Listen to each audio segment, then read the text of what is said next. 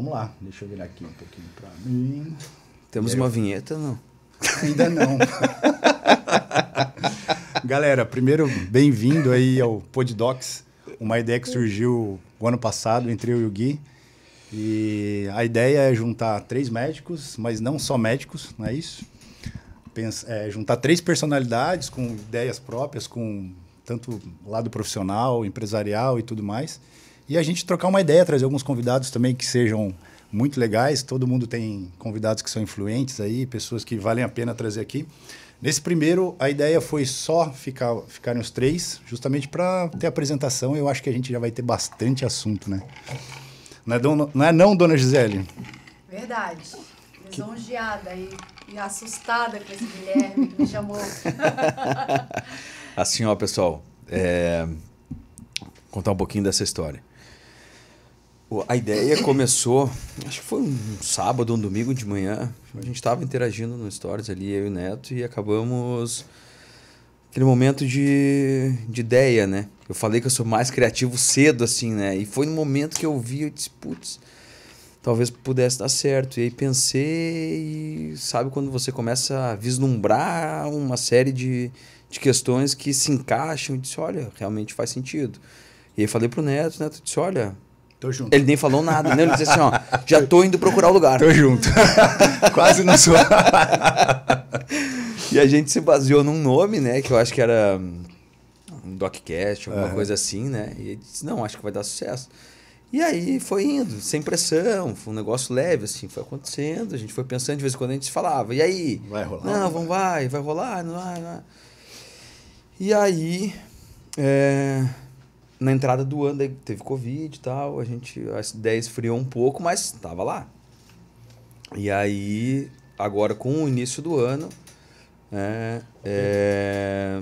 parece que o negócio acelerou. E aí na minha cabeça, eu acho que eu tinha que a gente precisava de um terceiro nome.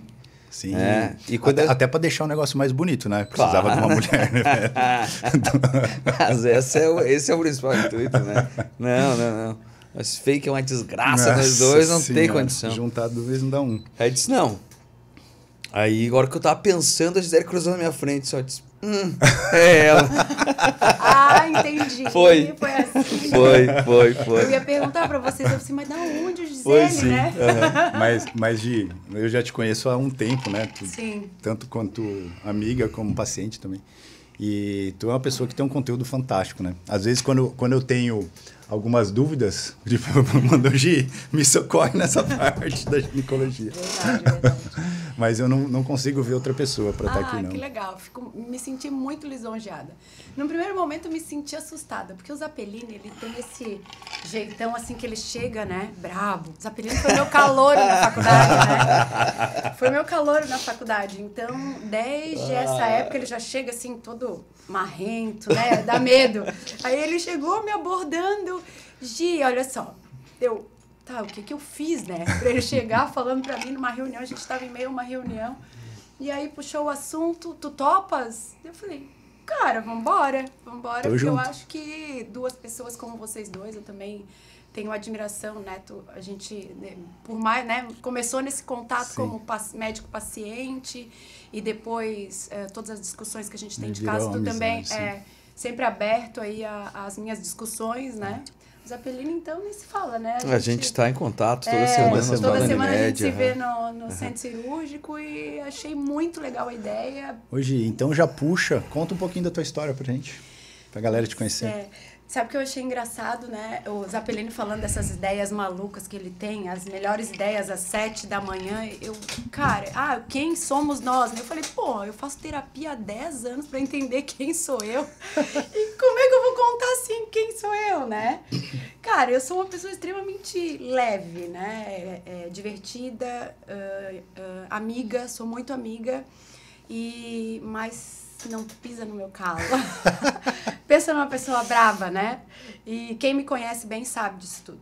Mas medicina por amor, ginecologia por amor, nunca me vi fazendo outra coisa dentro da medicina, né? Que não ginecologia.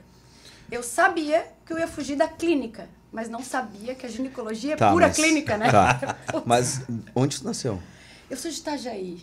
De Itajaí.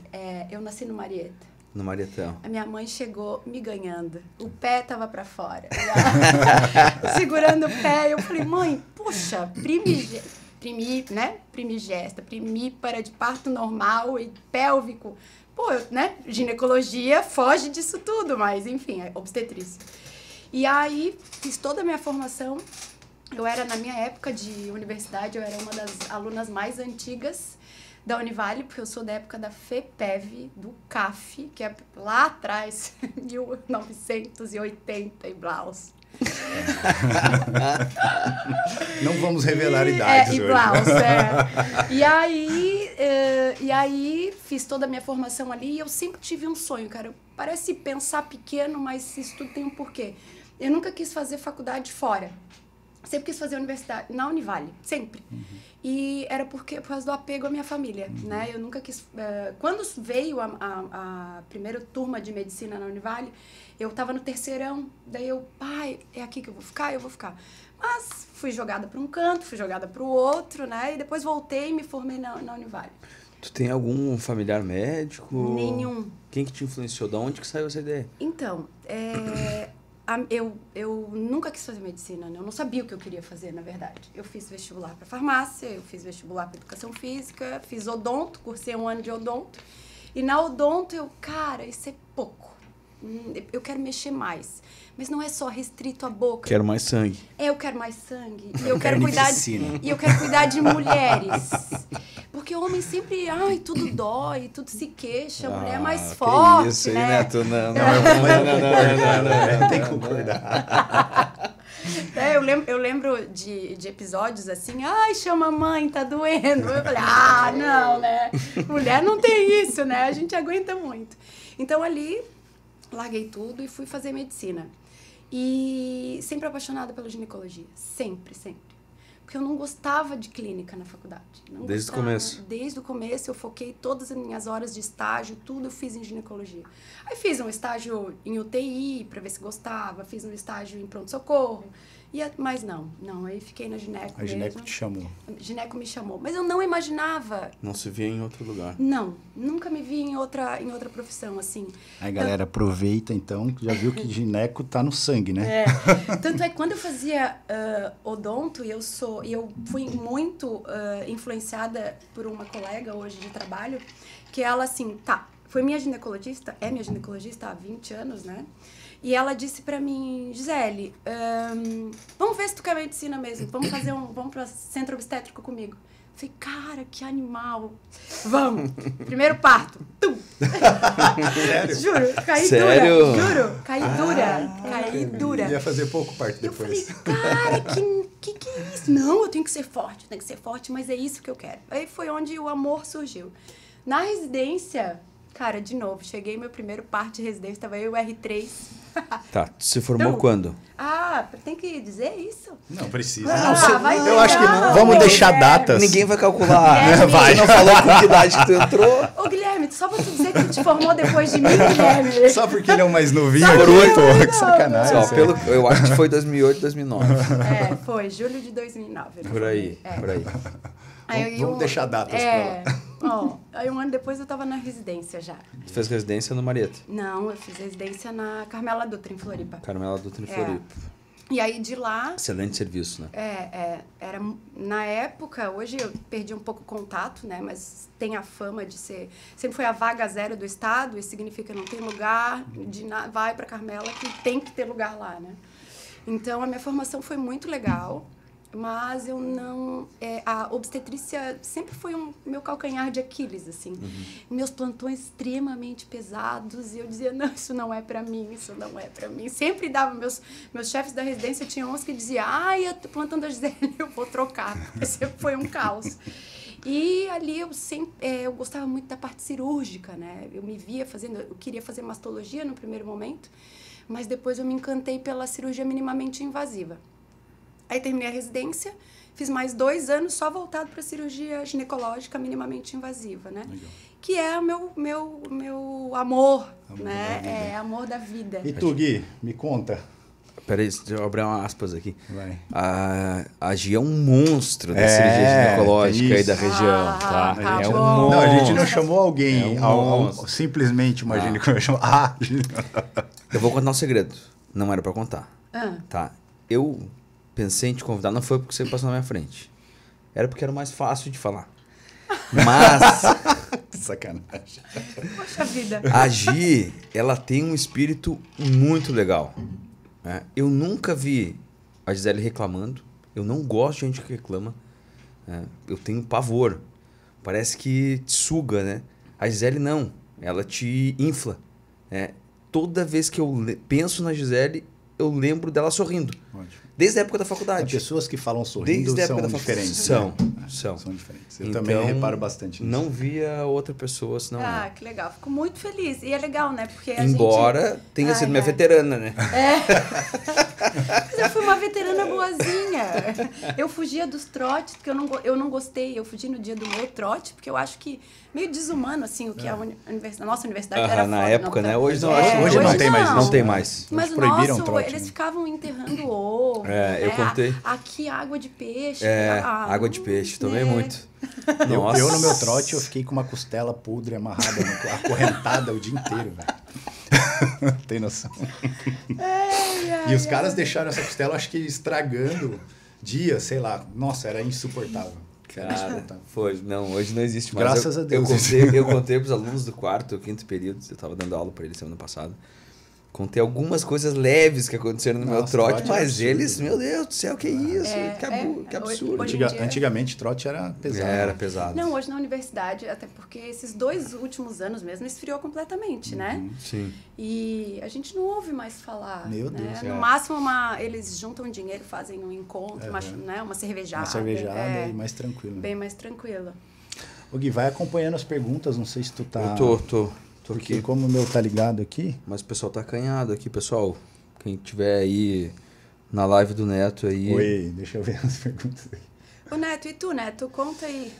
Cara, Gi, vamos contar uma história, então. Eu só sei de ti na clínica, por isso que eu falei que eu não gostava de clínica, eu sei que tu é da clínica, né?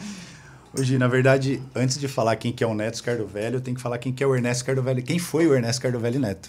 É verdade. Então, eu, na verdade, sou do interior de São Paulo e um cara que você conseguia... Sabe aquele tipo que tu encontra em qualquer roda de amigo? Um cara gordão, bonachão, que adorava beber, organizava churrasco e que, de alguma maneira, me mostrava bem pra galera, mas a hora que eu tava sozinho ali, eu ficava sempre meio que deprimido. Então, eu tinha esse lado do sobrepeso muito me incomodando, assim. E aí eu fiz medicina, me formei já acima do peso, cheguei a pesar 150 quilos, então foi um peso considerável. Tu se lembra gordo desde quando? Eu me lembro gordo, me formando gordo. Tu entrou adolescência gordo. Eu entrei na adolescência pro começo da faculdade gordo. Tá. Comecei a engordar ali. E aí, quando eu me formei, a ideia nunca foi pensar em trabalhar com a área que eu trabalho hoje, foi fazer oncologia. Porque eu tenho na minha família bastante histórico de câncer, e aí eu sempre tive esse apelo para ser oncologista. E eu comecei a história de fazer oncologia e tal.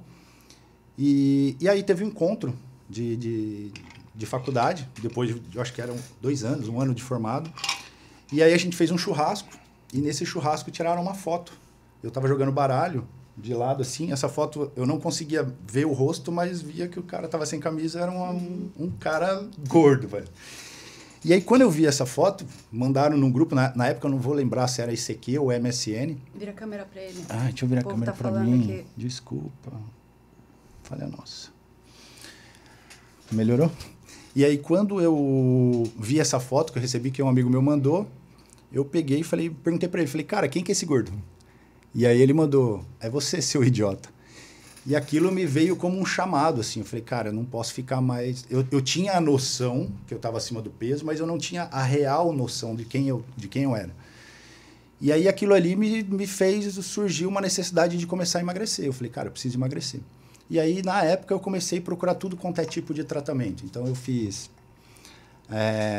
dieta da HCG, dieta da proteína, apliquei enzima, na época era lipostabil. Isso tu tava lá ainda. Isso estava em São Paulo. O microfone tá na tua frente. O microfone? É o cabo do microfone. Vamos É, por tu não aqui tá assim, aparecendo. pronto. E aí, já faz... Opa, eu acho que eu desliguei meu microfone aqui. Desliguei, né? Pessoal, é o primeiro programa, né? Que eu tenho então, falha técnica. Voltou? Voltou. Agora Vai ser normal. Vai. Você está banado, né, velho? Eu cheguei aqui, eu já quase derrubei esse quadro. Puxei o fio. E aí, Gi, eu comecei a buscar esse emagrecimento na época, procurei vários profissionais. E o negócio é o seguinte, quando tu tá gordo, acima do peso, tu se torna uma pessoa muito frágil e tu se vê dentro de um problema e você quer resolver esse problema rápido, né? A gente tem essa necessidade de fugir, quando ou tu enfrenta ou tu foge, mas a maioria das vezes a gente tenta fugir e tu quer resolver logo esse problema. E foi quando eu comecei a procurar o tratamento rápido. Então, comecei a me submeter a vários tipos de tratamento que hoje em dia é o que eu combato, basicamente, quando quem me segue no Instagram. E aí eu tive alguns resultados, né? Mas nunca eram resultados duradouros. E aí eu já fazia clínica na época, e eu lembro de um professor que eu gostava muito dele, Arnaldo, o nome dele, tenho uma estima gigante por esse cara. E eu perguntei para ele, falei, pô, Arnaldo, já tentei emagrecer, já tentei fazer de tudo. Ele virou para mim e falou, cara, tu é médico, velho, vai estudar. E aí tu não vai só se ajudar, você vai conseguir ajudar as outras pessoas. Meu, foi um tapa na cara e um chamado real, assim. E aí eu me afundei no estudo sobre emagrecimento.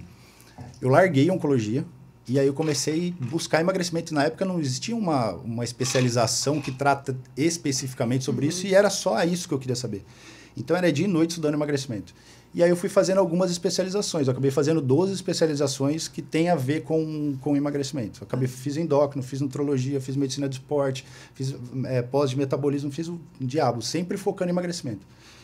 E aí eu tinha agora a parte teórica e a parte prática, porque eu comecei a emagrecer, aplicando aquilo que eu fui aprendendo. E o mais engraçado é que as pessoas começaram a me procurar. E aí isso que eu faço hoje meio que surgiu, porque até então eu estudava, mas eu não tinha atendido um paciente. Eu tinha feito uma caralhada estudando emagrecimento, mas até então, zero. Quanto tempo tu passou estudando? Cara... Soma aí. O tempo de faculdade... Faculdade 6... Putz, mais uns, sei lá, mais uns 5, uns 11, 12 anos. 11 anos. Mais ou menos. Para ser do mercado, é isso aí. É o nosso tempo, né? E aí aí o pessoal começou a me procurar, e aí eu falo que o emagrecimento ele tem 4 fases, né, cara? Tem a fase 1, que é a fase do desdém, então o cara começa a emagrecer, e a pessoa começa a falar, ah, não, sabe o boicote? Fase do boicote. Ah, não, isso aí só um pedacinho, só não sei o quê. Se tu passa por essa fase, tu entra na fase do desdenho, na verdade, que é tipo, você emagreceu porque você tomou remédio.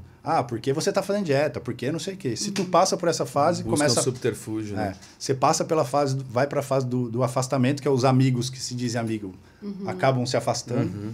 E depois tu vira exemplo. Então, eu primeiro passei pelas 4 fases, e aí quando eu consegui emagrecer real, o que eu virei exemplo, que a galera começou a me procurar, foi quando eu comecei a atuar na área. E isso vai fazer mais de 10 anos já, sei lá, quanto tempo. E aí eu morava em São Paulo na época, já tinha clínica, tudo lá. E aí, do nada, eu falei, cara, aconteceu um negócio na minha vida, eu falei, eu preciso sair de São Paulo. E aí eu caí em Balneário Camboriú. E cheguei aqui, tipo, camalicuia. Que ano que é isso? Vai fazer 10 anos atrás isso, quando eu vim para Balneário. Aí eu atendi em São Paulo ainda, então ficava São Paulo, Balneário, ficava aqui um pouco e ia para São Paulo, Balneário. E aí eu comecei devagarzinho a começar a atender. Atendi um amigo, que indicou para outro amigo, que indicou, até que chegou uma hora que eu não precisei mais ir para São Paulo e aí eu foquei aqui. Então hoje eu tenho... Esses dias eu fiz uma conta, que eu estava assistindo um podcast, o cara falou, cara, você tem que contar a tua história com número.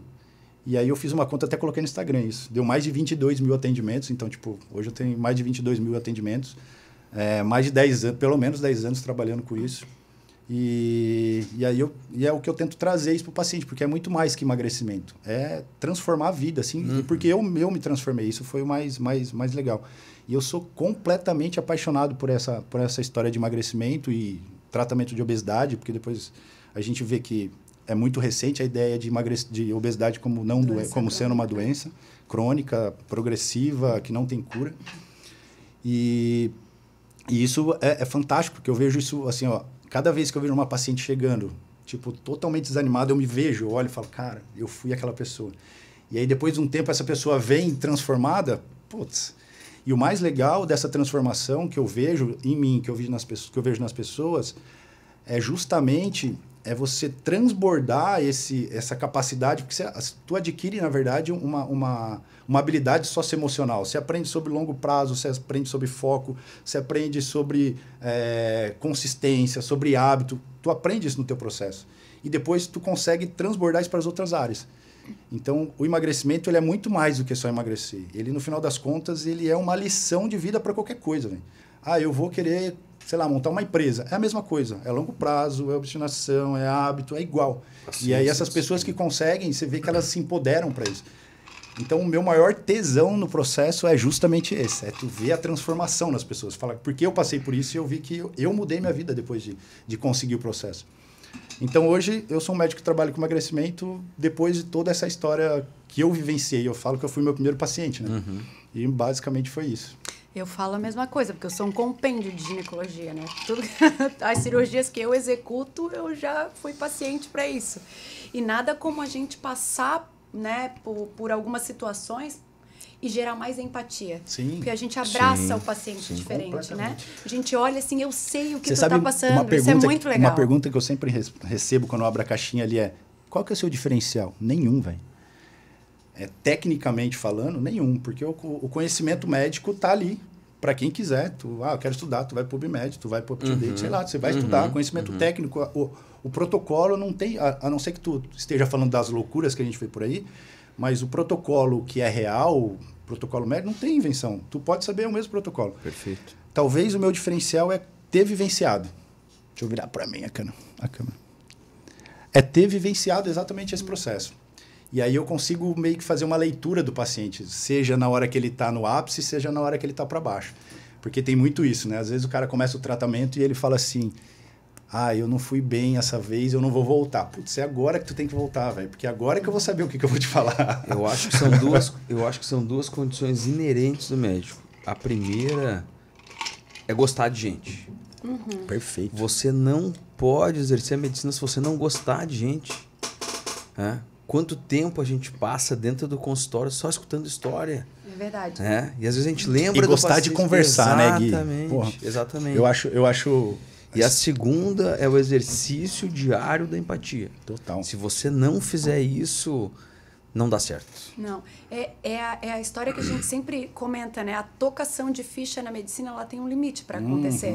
Né? Porque a pessoa começa a ficar exausta, começa a achar que medicina é um saco, que só faz aquilo para ganhar dinheiro, e isso não dá certo, né? Chega um momento que frustra, que machuca, que deixa doente. Então, quando tu consegue converter isso, é o que eu falo sempre para os alunos, assim, vocês não podem pensar em ganhar dinheiro com medicina. Sim. Né? Isso é uma condição inerente a tu ires bem e fazeres com amor aquilo que tu escolheres. E isso eu vou te falar que serve para qualquer área.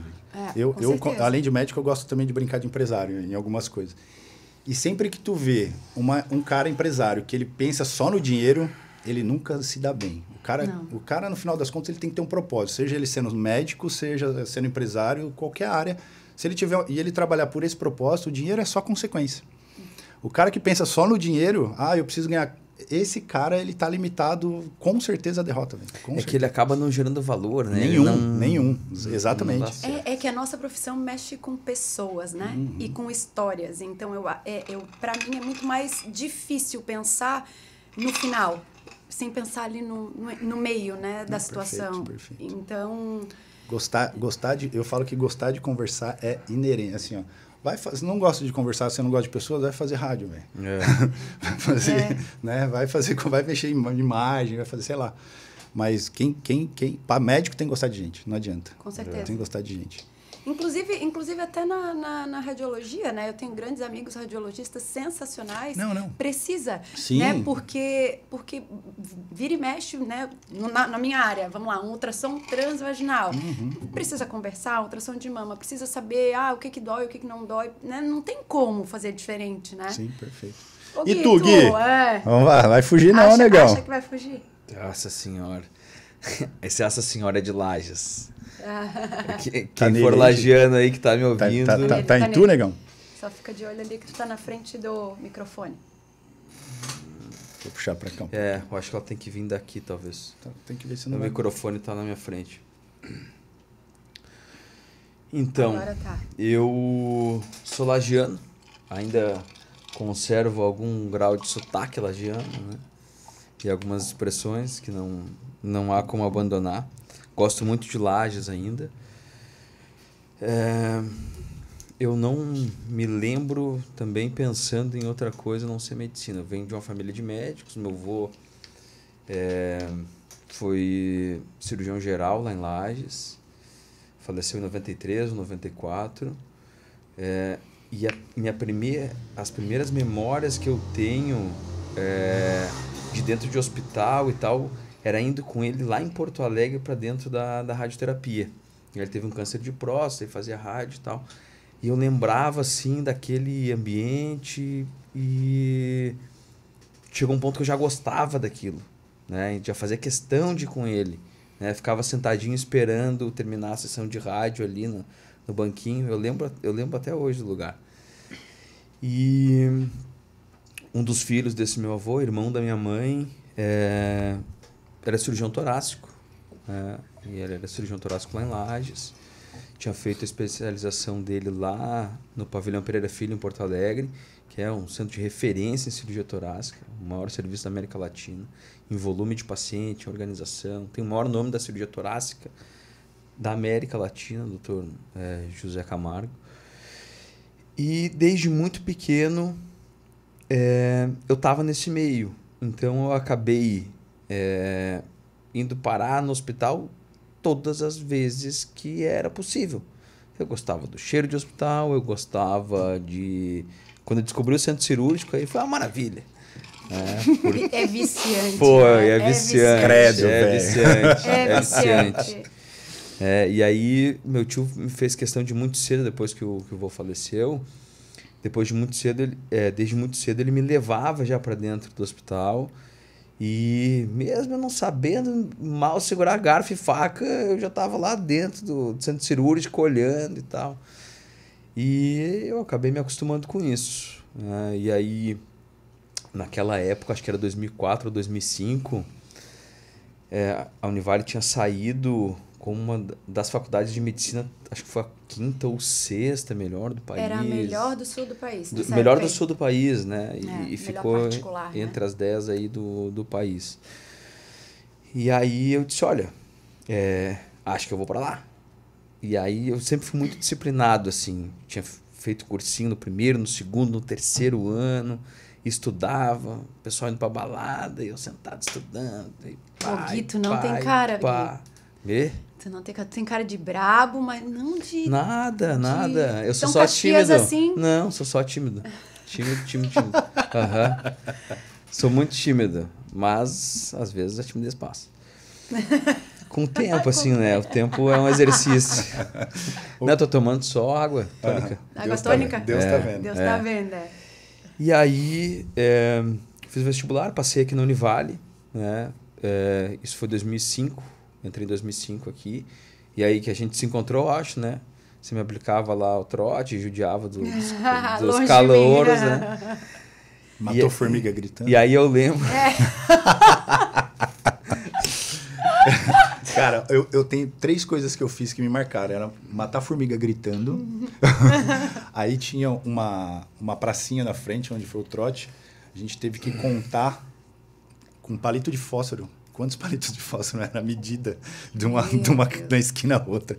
Cara, o trote era pesado. Eu lembro recebendo água de peixe, eu acho. Eu acho que alguém pintou a minha orelha com esmalte. Enfim... Mas de qual turma tu é da Univale? 13. Eu sou da 10ª. Da 13.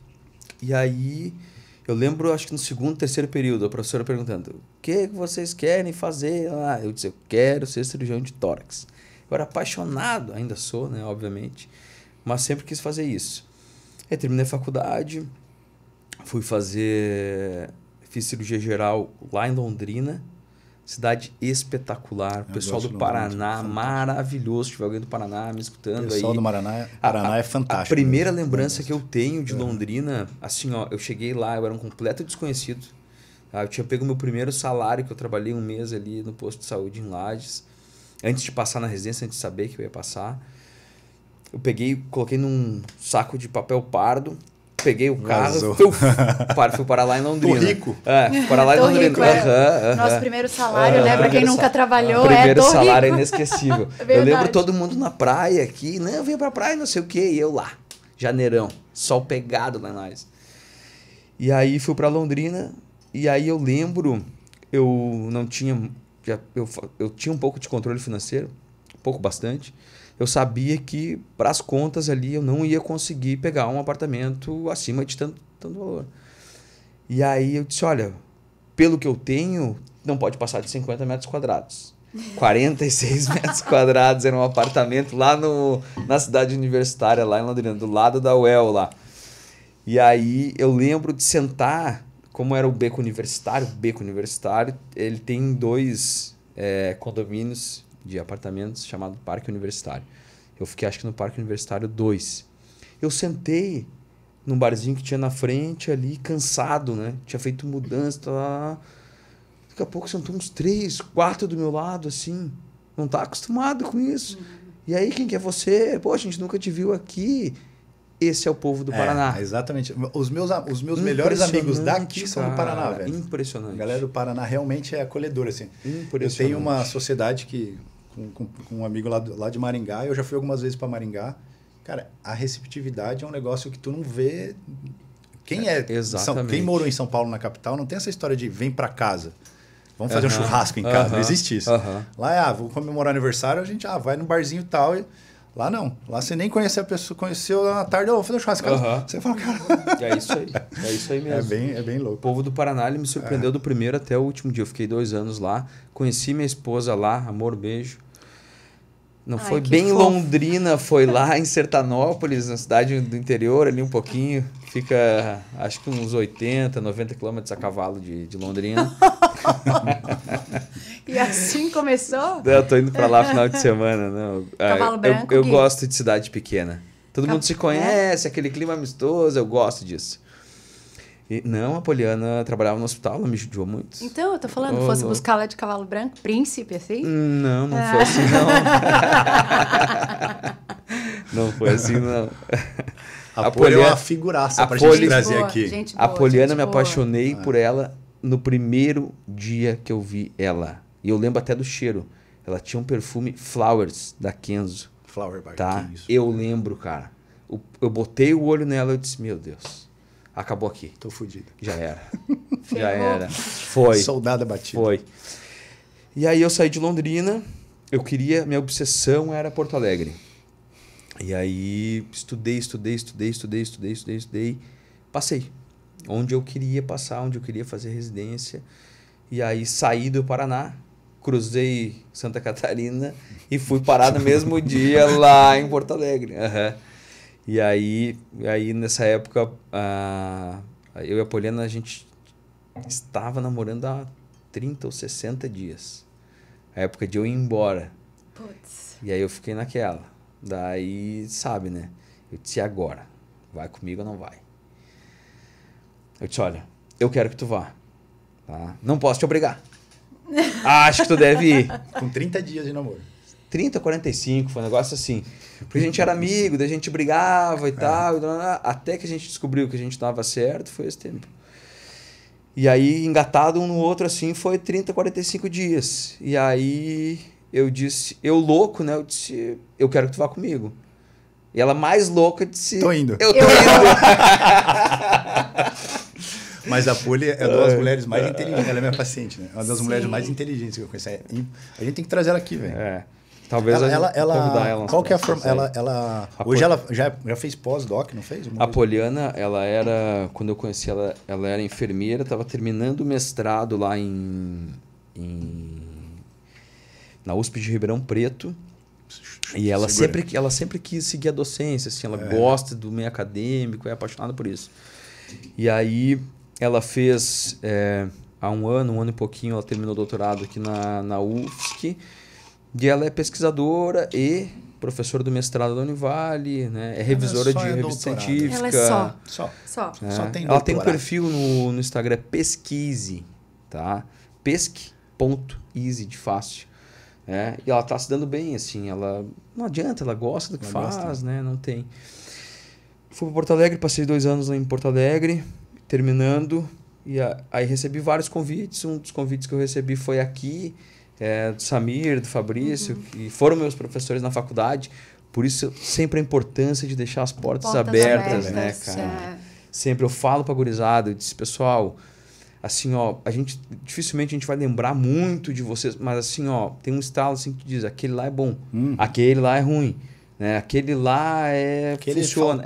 Exatamente. Isso não é uma questão de nota, né? É uma questão de vontade, né? Da gente ver a proatividade. Eu sempre falo isso também. Mas eu queria muito ir para Lages. Eu estava muito decidido a ir para Lages por conta da família e tal. E aí o Fabrício disse, Gui, isso foi no feriado de outubro ali, de 2014. Guilherme, vem para cá, vamos conversar. Vamos tomar uma cerveja ali na Atlântica. Eu disse, não, acho que não. Isso não vai dar boa. Eu disse, não, senão eu vou... Ou vai, né? Senão... E essa decisão, para mim, na minha vida médica, foi a mais difícil. Porque é o lugar onde você vai se estabelecer. Né? E a Poliana ela disse para mim, Guilherme, eu vou deixar a decisão contigo. Onde você for, eu vou te apoiar. E eu lembro, até me arrepio contando essa história, eu fazia um plantãozinho ali no interior, Nova Santa Rita, perto de Porto Alegre. E eu pedi para Deus, eu disse, me dá algum sinal. Eu não sabia, tinha convite de 3 ou 4 lugares, Lages e tal, todo esse negócio familiar. Comprei uma palavra cruzada, ia ficar de madrugada acordado, né? Plantãozinho à noite, só tinha eu de médico. E aí comecei a resolver a palavra cruzada. A vertical da direita, aquela que é quase a coluna inteira. Cidade Santa Catarina com melhor qualidade de vida. Cara, eu tenho essa foto salva. Caralho. Eu mostrei pra Poliana e ela disse, acabou. Decidido. Se era um sinal que porque eu pedi um sinal, cara. Aí. Eu pedi um sinal. E veio. Coisa, né? E aí conversei com o Fabrício e aí tudo se encaminhou. E agora tô aqui. Que legal, que legal. Que engraçado, né? Porque eu sou daqui, eu só saí, eu fiz o primeiro ano de faculdade fora e depois fui pro Rio e Juiz de Fora fazer vídeo e voltei para casa e eu amo isso daqui. Aqui é fantástico. Meu Deus. E eu não me vejo em outro lugar. Foi também, em termos de escolha, a melhor escolha que eu fiz para lugar para morar. Eu falo, Balneário é uma bolha, né? Isso aqui é uma bolha. Você roda o Brasil inteiro, tu não encontra o que tu vê aqui. Não, e é engraçado, porque a gente sai a passeio, né? Falei, tá, o que eu tô fazendo aqui, né? Onde eu moro? Exato. Cara, tem uma coisa que me incomoda. Vamos passear. Cara, eu moro em Balneário Camboriú, meu irmão. Não vou pra lugar nenhum. É difícil sair, né? É difícil. Muito bom. Mas é isso, e aí voltamos ao berço, né? Voltamos os dois pra universidade. Voltamos pra universidade. Que é uma delícia também, né? Eu gosto bastante. Eu também gosto. Eu recebi, acho, convite em 2016. E...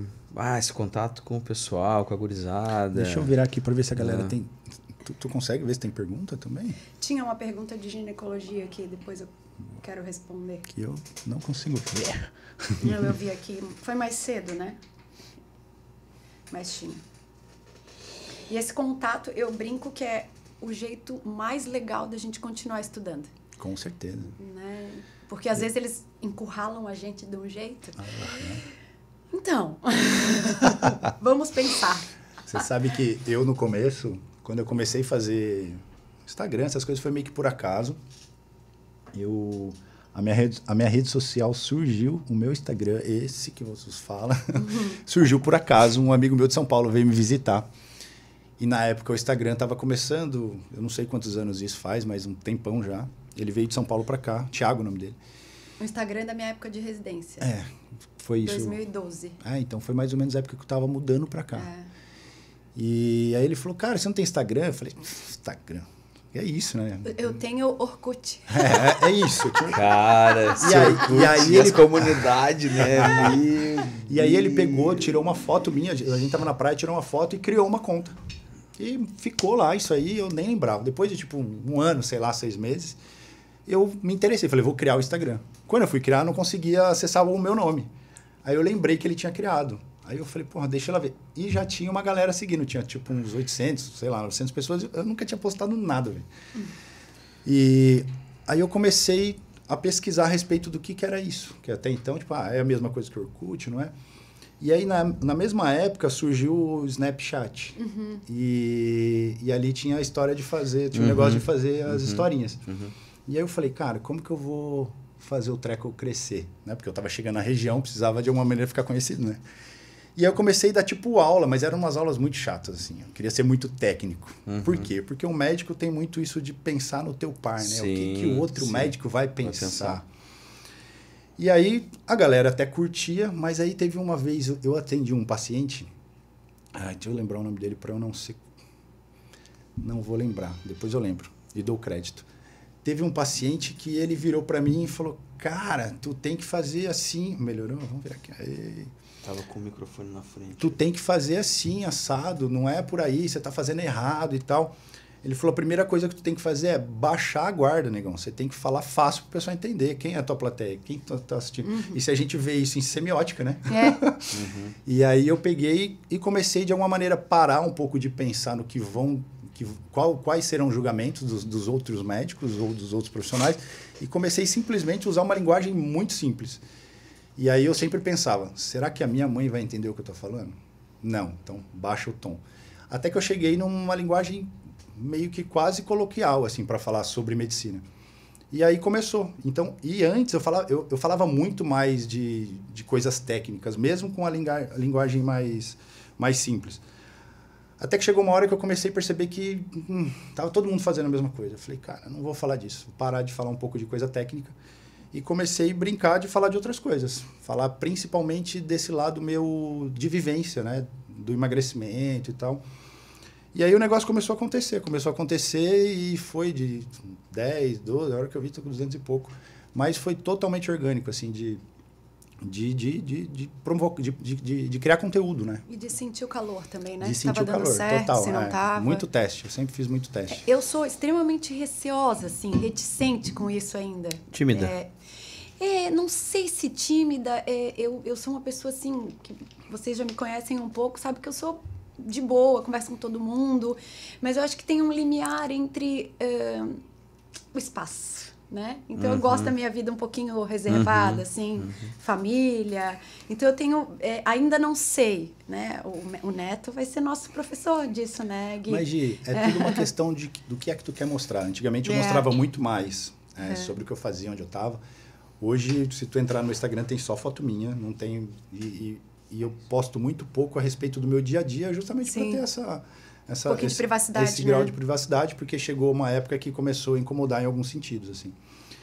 Então, a gente tem que focar muito, na verdade, no que é que tu quer promover. Porque, às vezes, o pessoal me pergunta, mas o teu paciente vem do Instagram? Cara, eu acho que eu não tenho 5% dos pacientes que vêm. Não tem isso. Hoje, geralmente, quase 99% dos meus pacientes vêm de indicação. A medicina é muito isso, né? O Instagram talvez te dá um pouco do negócio chamado autoridade, vamos dizer assim, que no marketing digital eles usam, né? Que é tipo, deixa eu ver quem que é esse cara. E vai lá pro Instagram e fala, ele tem um Instagram que fala sobre isso. Mas o paciente direto do Instagram, primeiro que eu vou ser bem real, eu nem gosto muito de atender quando ele não vem por indicação, porque é um cara que já vem meio que sem botar muita fé. Ele já vem meio que desconfiando. Porque ele me segue, deixa eu ir lá ver qual que é. Mas eu prefiro muito mais atender o paciente com indicação. Tu é meu paciente, eu gostei do seu trabalho, eu vou te indicar. Então, hoje acaba acontecendo muito isso. Mas o Instagram, eu acho que... Não o Instagram só, mas eu acho que a internet hoje não tem como médico ou qualquer outra profissão viver sem, assim. Eu cheguei a ouvir essa semana que é muito semelhante a CRM, né? Tu teres um registro, assim, daqui a pouco a tua identidade vai estar muito vinculada a isso, né? A internet. Vão te procurar por ali. Sim. Antigamente a gente usava muito o currículo Lattes, né? Sim, o que esse cara fez? Nossa, eu acho quero que eu não ver. entro no meu Lattes. Meu Deus, nem me sei fala. nem o que está escrito lá. Mas isso tem... vindo com muito mais força, né, nos últimos anos, aí, ainda mais essa questão de pandemia aí, que pegou, né, quantas lives a gente assistiu, a gente estudou vendo live, né, por algumas vezes. Você sabe uma coisa, assim, que até estou fazendo isso agora, contratei a gente está fazendo junto, a Adriana, que até trabalhava na Unimed, sim, que é o planejamento, tu fazer um planejamento estratégico da tua empresa ou de qualquer coisa que seja. E ela me fez uma pergunta que eu achei fantástica. Ela falou assim, quem que vai ser seu paciente? Assim, ela falou, daqui 10 anos tu quer continuar existindo, não, talvez não como profissional, mas como clínica, não sei. De repente a tua filha vai assumir. Você tem que pensar na longevidade do teu negócio, né? É o que a gente espera. Quem que vai ser, quem será seu paciente daqui 10 anos? É o mesmo paciente que tu atende hoje? Provavelmente não, né? Então, ela falou assim, é um paciente que vai ter essa cultura corporal igual a gente tem? De imagem e tudo mais? Ou é o cara que está cagando para isso porque ele quer saber de ficar lá no metaverso, né? Então, e essa projeção é importante, e quando a gente começa a se questionar a respeito disso, tu começa a projetar algumas coisas e aí você, opa, preciso estar nesse meio. Pelo menos eu preciso estar. Eu assisti esses dias uma palestra de um cara que ele é o CEO da TAG, é um brasileiro que mora na França, e ele contou ali na palestra que a TAG passou por um momento de decisão. Eu continuo sendo um relógio suíço tradicional e tudo mais, ou eu vou entrar no meio tecnológico, ou eu vou pegar a onda do negócio. E eles chamam isso até de empresa ambidestra, né? E aí eles tomaram a decisão de fazer o relógio tecnológico para competir com a Apple. E hoje eles veem que foi tipo absurdamente estrondoso o sucesso que eles tiveram, né? Tipo, vendeu o relógio tipo em um dia, acabou com o estoque, tiveram que produzir mais, foi uma loucura o negócio. E aí no final da palestra ele fala um negócio que é muito legal, ele fala assim, cara, se tem o trem na estação, entra e senta perto do maquinista. Porque se tu precisar frear o trem e sair, sai. Mas se tu não entrar, não tem como mais entrar. É verdade. Então, eu achei o raciocínio dele fantástico, porque foi isso que ele tomou para ter como decisão de se ele ia fazer o relógio ou não. Porque ele poderia falar, não, já estamos bem estabelecidos. E isso deu um boom na empresa dele, na TAG, de marca, como marca, né? Não só mais de venda, mas como marca, recolocou ela dentro dos patamares ali do mundo de relógio, que é absurdo. Então, tipo, às vezes a gente deixar por medo de tomar uma decisão, não que tu tenha que tomar a decisão e virar 360 o negócio, mas, porra, entra ali, entra e vê o que dá, coloca ali vou pôr o pé. Se eu precisar sair, eu saio, mas pelo menos se o trem já partiu, não tem como mais entrar nesse trem. Eu achei a palestra fantástica, isso eu levo muito, assim, às vezes eu falo que eu não gosto de ser nem o mais ousado, nem o ultrapassado. Eu sou o cara que eu fico ali, tipo, mas eu entro. Testa a profundidade com o pé, né? Mas eu entro. Não deixo de fazer e de projetar. Então, sempre estou projetando. E a história de entrar na internet foi exatamente isso. Foi tipo, porra, será que isso aqui daqui a pouco não vai... estourar, né? E hoje você entrar e falar assim, agora eu vou criar um perfil de sucesso já é muito mais difícil, porque tá cada vez mais, o Instagram está cada vez te limitando mais. Antigamente, minhas visualizações eram um negócio louco, velho. Hoje já baixou. Cheguei a ter 30 mil de visualizações, tipo, uma loucura. Imagina, 30 mil pessoas vendo o que tu está falando. Hoje já não. Hoje já caiu tipo, pela metade, mas... Por quê? Porque o Instagram está limitando cada vez mais. Sim. Mas tem que entrar, velho. Não tem outro jeito. Tu acho que tem um traço que é comum nosso, não sei agir, mas... de verter em algum momento para o lado do empreendedorismo. Como que aconteceu isso para ti? Cara, eu sempre tive um lado empreendedor na vida, desde moleque. Minha primeira empresa, sei lá, acho que eu tinha uns 13, 14 anos. Com 8 anos de idade, meu pai tinha uma empresa de fazer ursinho de pelúcia. Eu tinha 8 anos de idade, eu vi aquilo nas vendas. E aí eu juntei uma molecada, falei, galera, vamos vender ursinho. Fui lá com meu pai, peguei um estoque e dei pra molecada vender. Eu fui um dos maiores vendedores do meu pai na época, porque eu distribuía pra galera vender.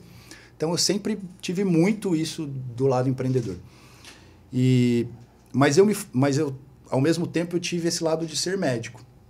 Quando eu me formei médico, eu escutei de uma pessoa que falou assim pra mim, tu só vai ser um bom médico o dia que tu não precisar do dinheiro da medicina. E aí aquilo ficou na minha cabeça. Por quê? E é real. Se tu precisa, você toca ficha.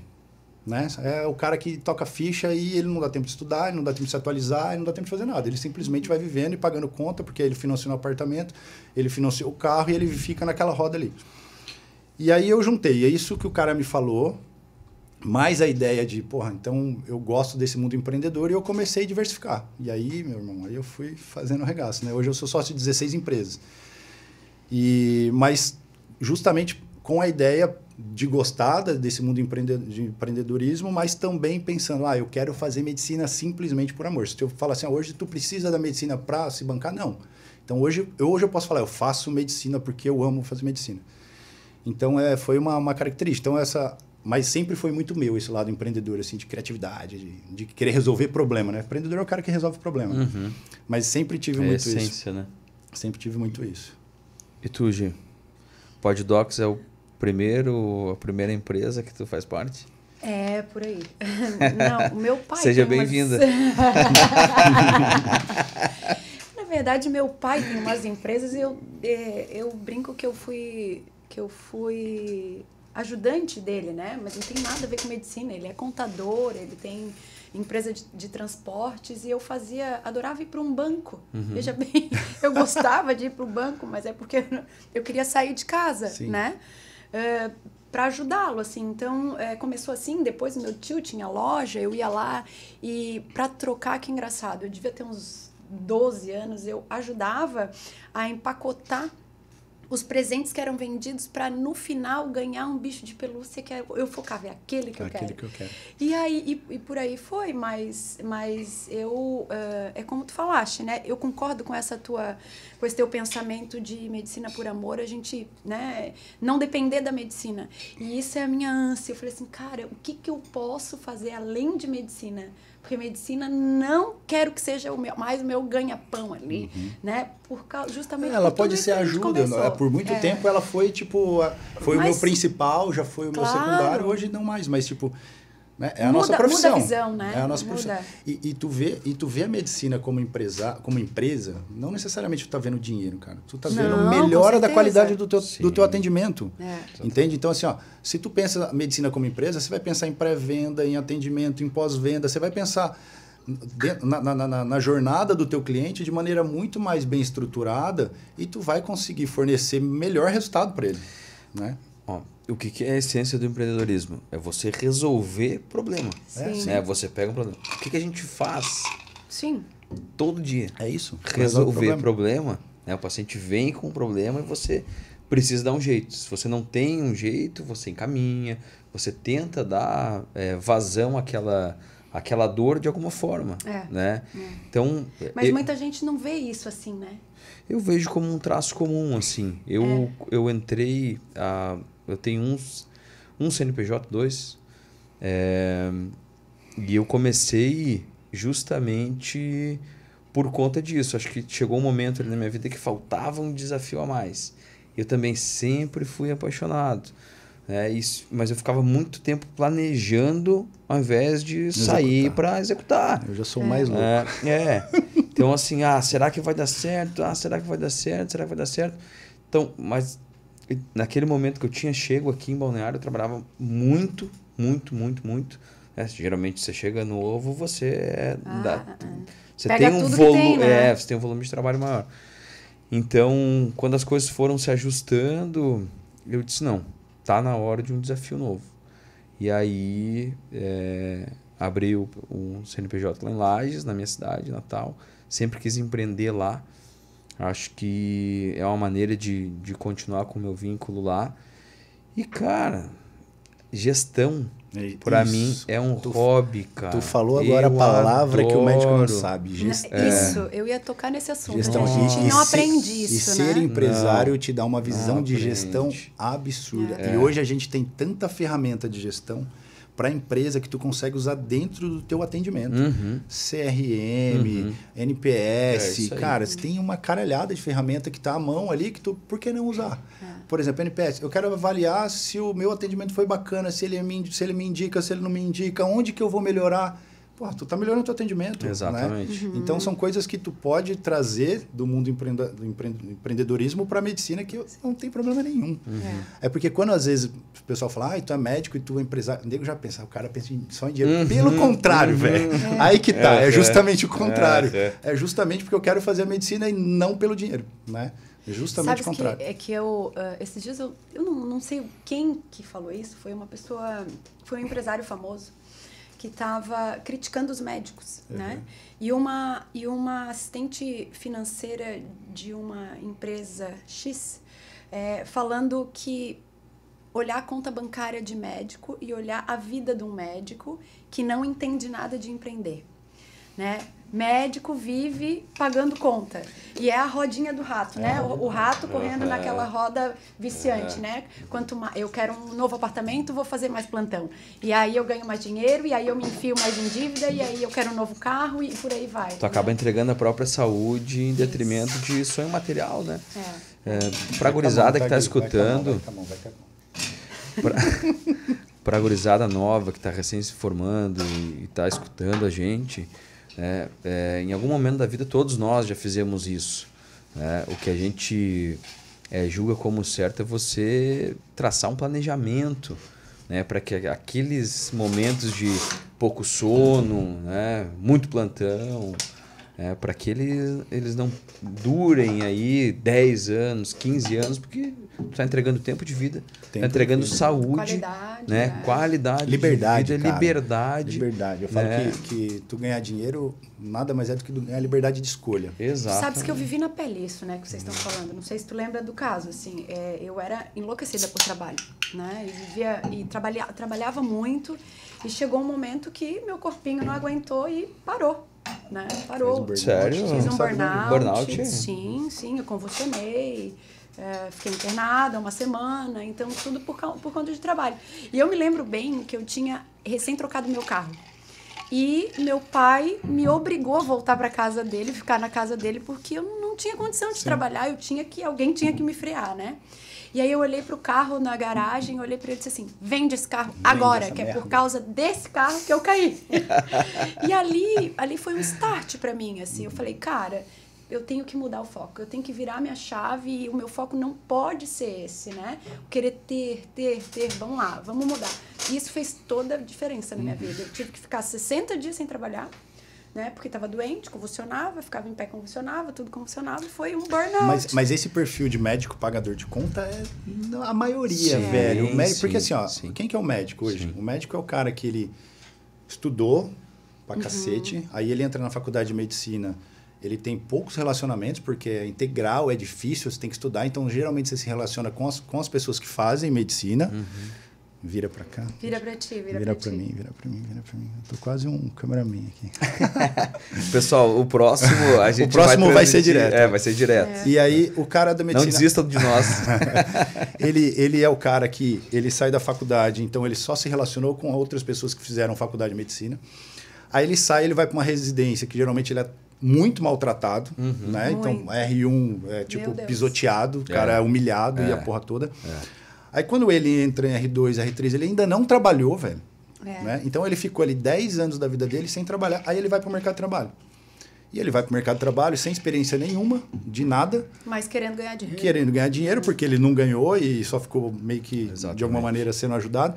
E quando ele sai no mercado de trabalho, ele começa a ganhar algum dinheiro, porque são uma das poucas profissões que tu sai, vai dar plantão, tu ganha uma grana bacana, né? Tipo, dá pra viver, né? Dá pra viver, tu vive bem. E a primeira coisa que a gente faz? Exatamente. O que a mulher faz? Compra uma bolsa. Né? Primeira coisa, ela vai comprar uma bolsa. Eu troquei o carro. Ou vai trocar o carro, aí o cara trabalha mais 6 meses, ele compra um apartamento. Isso aí. E aí ele vai entrar numa dívida de apartamento, pagando a dívida do carro, e aí ele vai ter que dar mais plantão, ele não tem tempo de estudar. Cara, vai vir uma... Esse é um médico, velho. E eu sempre, como eu sempre tive... Eu fiz, você vê, casa pra morar... Não, casa pra morar... Eu até pouco tempo... Eu só comprei o apartamento que eu moro porque, tipo...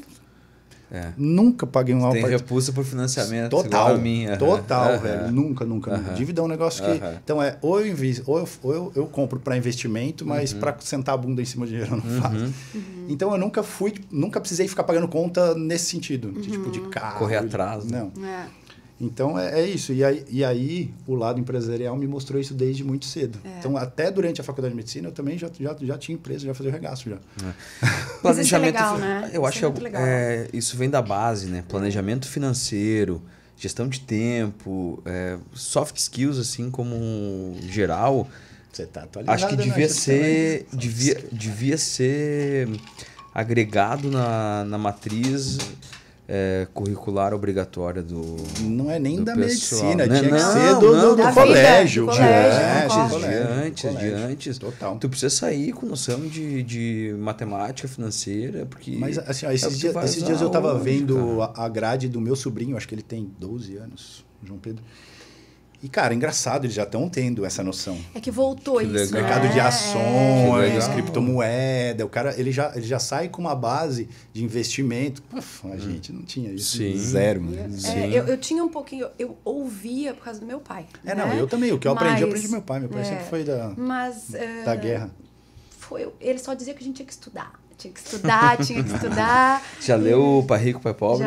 Já. Pai Rico, Pai Pobre. É ótimo. É ótimo. Eu li Teve- 3 vezes essa Eu vejo um monte de gente Ó quem bater tá te no... ligando, ó. Eu vejo um monte de Ó, o gente... Tito me ligando. Vamos atender. Ah, mas se eu não atender, cai, velho. Putz. Pede pra ele ligar pra mim.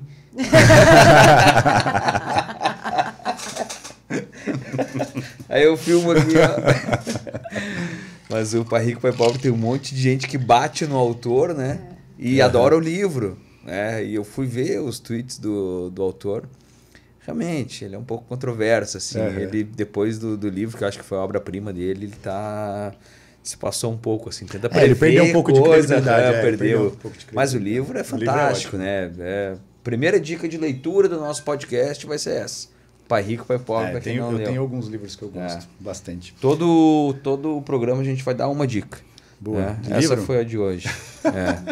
Deixa eu mudar a pauta um pouquinho, posso? Deve. Pode. Outro traço em comum nosso é que a gente gosta de atividade física. Sim. Pergunta pros dois. Por que vocês começaram a treinar? Por que tu entrou, botou os pés na academia a primeira vez? Sem mentir. Não, a minha história é longa. Eu sou asmática. E eu comecei atividade física com 5 anos, por causa da asma. Então eu comecei a fazer natação, né? Antigamente não tinha esse negócio de fazer natação desde meses, né? Existia uma piscina na região. Que era no clube. E aí chegava o verão, eu ia pra piscina fazer. No Itamirim? No Itamirim. E aí eu... Só que mal meu pai e minha mãe sabiam que eu era alérgica ao cloro da piscina. Tá Então, em vez de brincando. melhorar, Sério? piorava minhas crises de asma. Tu tá brincando? Sim. Para. E aí, dali, eu fiz aula de tênis. Depois do tênis, eu fui pro handball. Eu joguei... Jogou tênis, então? Brinquei, né? Eu tinha um pouco de dificuldade, assim, não é meu esporte, não domino esporte de raquete. E depois eu fui pro handebol, que no handebol eu joguei por Itajaí, tudo, um tempo, e era uma coisa que eu adorava. Mas, então, desde muito cedo, né, fazendo atividade física e treinar, quando a gente joga um esporte, faz um pouquinho mais profissional, a gente precisa da musculação, né? Não tem jeito, porque senão a gente vive quebrado. Com certeza. E tu aí, Gui? Porque o Neto fugiu, né? Eu tava na residência lá em Porto Alegre. Teve uma frase que me motivou, assim, que foi uma barbaridade. Tirei a camisa uma vez na frente da Poliana, ela disse: tu tá com celulite na barriga. Parabéns. Caiu o som, o pessoal tá falando. Eu acho que é que você tava longe do microfone, eu acho. Não, tá mudo. Tá Tão mudo? me mudando. Tá mudo? Por causa do... É? Ah, foi a hora Por que causa da tocou tua o live, celular. tocou o né? celular. E cai, será o som? Galera, eu vou desligar e ligar de novo, então. Pra voltar o som. Umas galera aqui. Malandro. Pode ir falando. É, né? E aí, na verdade eu dei bola, assim. Eu absorvi, incorporei o elogio, entre aspas, né? E aí, Voltamos. quando eu tava, antes de entrar em uma cirurgia, eu tive uma palpitação. E aí, busquei um cardiologista lá na Santa Casa, Dr. Sadi, que faleceu, inclusive. Pesar grande aí. E aí ele falou pra mim, disse: Guilherme, olha, eu corri um eletro aqui em ti, tu tá com 17 extrasístoles por minuto. Eu disse, meu Deus, gente. E agora? Ele disse, não sei, sobe aqui na esteira, vamos ver. Subi na esteira, comecei a correr.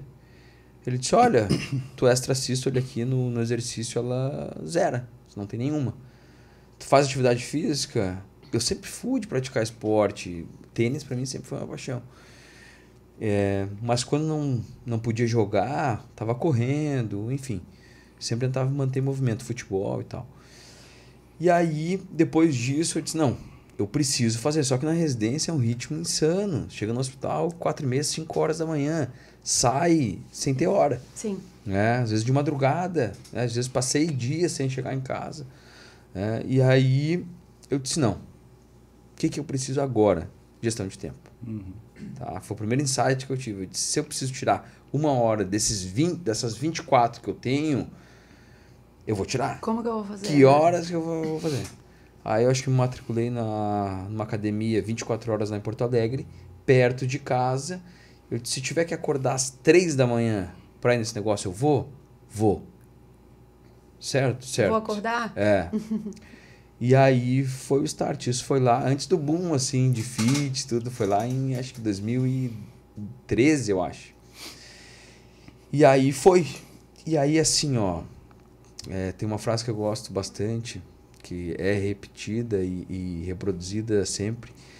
Quando tu começa a ver o resultado, vira vício. Vira vício, é verdade. Vira Sabe que eu aprendi uma frase na residência, na época o meu chefe da residência, que eu dizia, ele 70 anos, ele fez uma necrose de cabeça de fêmur, porque ele tinha uma retocolite ulcerativa, tomava muito corticoide. E aí fez uma necrose de cabeça de fêmur. E eu via muito mancando, assim, mas ele sempre com cheiro de cloro, porque ele primeiro ia para natação, depois ele ia nos orientar na residência. E eu dizia, doutor, como é que tu consegues? A gente não consegue. Ele me falou uma frase que eu uso para tudo na minha vida. Falta de tempo é desculpa daqueles que não têm tempo por falta de método. Cara, acabou comigo. Acabou comigo, juro pra ti. Hoje, escreve na live ali que o pessoal vai querer ver. É um motivo e uma frase. É isso. Então, e vira vício, né? Hoje, eu tive fases ali que eu precisei, que não dava conta, né? Na residência, de cansaço, que eu não fiz. Mas aí a gente volta o vício, né? O cérebro se acostuma, não adianta, né? E, cara, não tem como viver sem. E eu sempre tive um perfil de muita ansiedade, assim, né? De essas palpitações e esses problemas do coração. Acho que vinham disso, de querer tudo agora, de já estar pensando no próximo problema, na próxima cirurgia, no pós-operatório e tal. Indo para academia... treinamento resistido com peso, intercalado com aeróbico, me tranquilizava de uma forma assim que eu não consigo explicar. Então, era mais do que, não digo um luxo, mas algo que, para fins estéticos ou qualquer outra coisa, deixava a minha mente em paz. O corpo cansava, mas a mente ficava em paz. Eu saía dali muito tranquilo. E todo mundo percebeu isso, inclusive a mulher. E ela me mandava. Pô, você tá chato pra caralho hoje. Vai treinar, chato. Que falar de 2 TDAH, né, Neto? Meu Deus do céu. Que falar de nós, né, Neto? 3, então. 3 agitados. Vou contar a minha história. Vai lá. Cara, o meu veio por conta do tratamento da obesidade. Foi quando eu comecei a querer emagrecer. Tu chegou a ser obeso? Obeso eu sou. Sim. Boa. Eu só não sou mais gordo. Sim. Né? A obesidade não tem cura, Gui.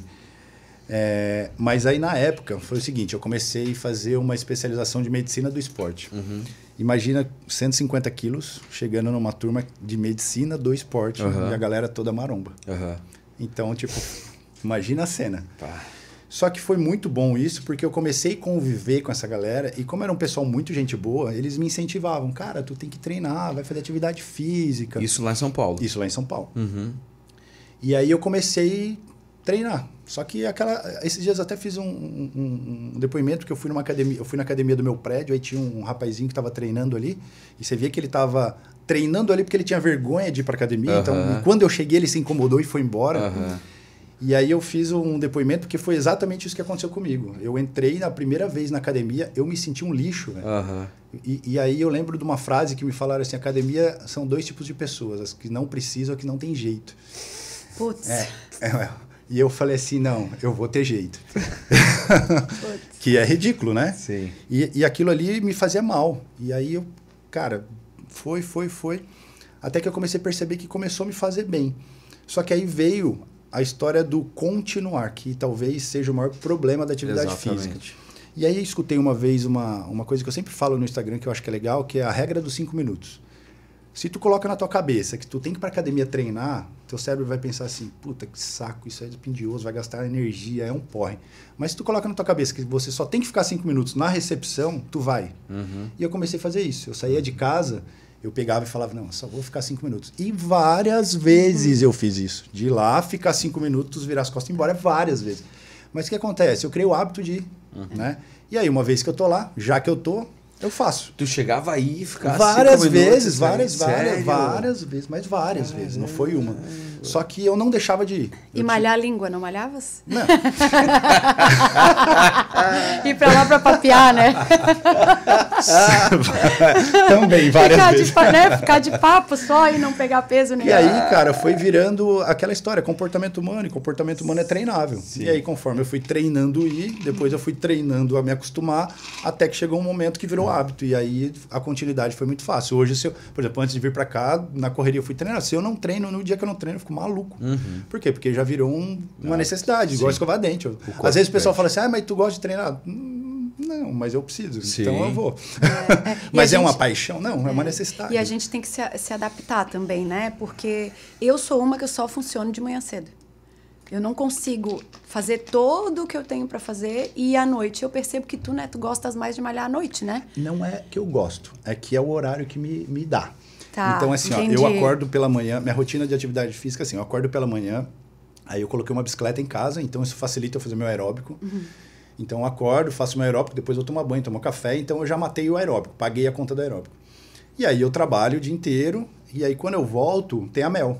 Que aí eu tenho que dar um pouco de atenção para ela. Se eu vou naquele momento, na hora que eu chego, ela tá dormindo. Então eu fico com ela nesse período até umas 8 por ali, que aí eu vejo que ela começa a baixar um pouco a bola, aí eu vou pra academia. Entendi. Aí quando eu chego, eu dou o colo para ela dormir, às vezes. Ah, que bonitinho. Entendeu? Então é muito mais por uma logística do que por gostar. Por gostar. Eu não consigo malhar à noite. O meu tem que ser de manhã cedo. Então acordar às 5h30 e vambora. Mas isso virou um hábito, assim, é uma loucura.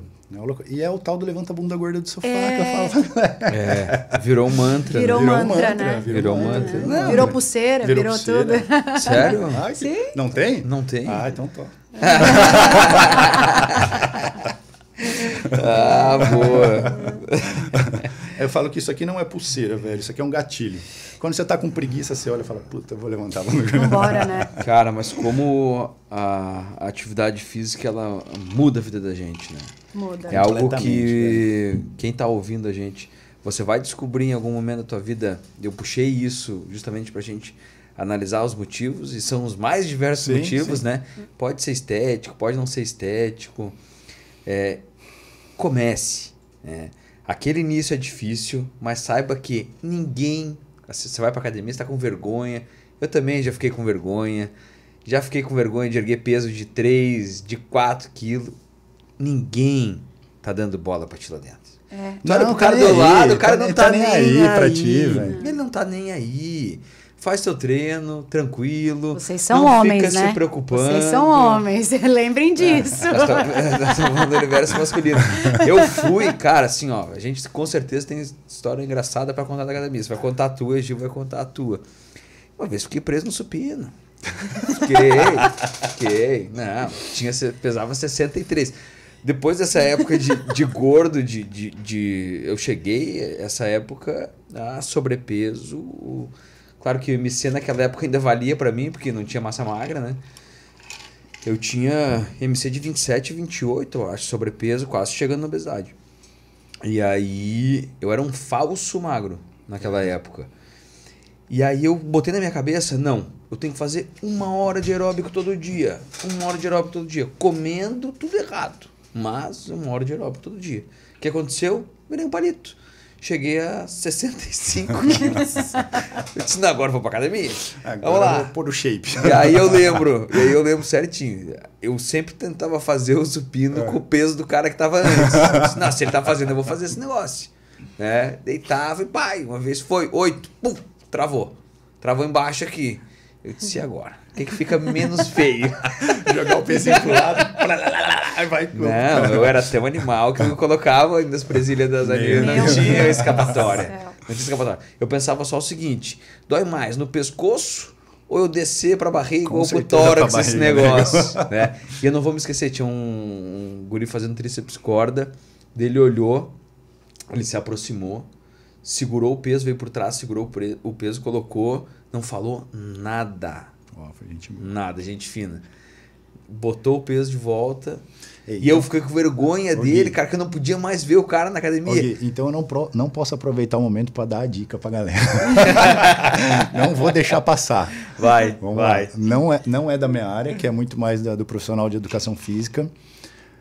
Mas, galera, estética corporal não necessariamente está ligado a peso que tu levanta. Exatamente. Não, com certeza. Então consciência. Não treine o ego, né? Exatamente isso. Então eu vejo muito isso, né? A galera vai, a molecada principalmente, o cara que está começando a treinar, ele vai lá, soca peso e faz aquele movimento todo errado, simplesmente porque ele quer levantar o peso.